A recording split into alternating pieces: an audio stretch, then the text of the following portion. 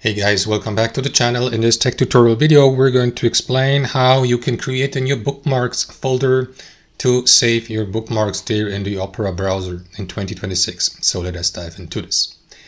Head over to the Opera browser on your device, and what you need to do is navigate to the bookmarks center here on Opera. So to do that, what you want to do is right click anywhere you like here on your start page, select bookmarks.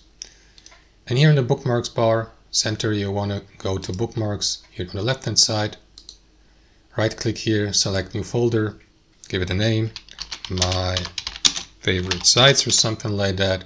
Press enter, and the given folder will be created. Now, if you'd like to enable the bookmarks bar, select it here, and you will see the folder here so that you may drag the URL addresses of your sites to that folder. That's how it works, guys. Thanks for watching. Hope you enjoyed it, got some value from it, and we'll catch you later.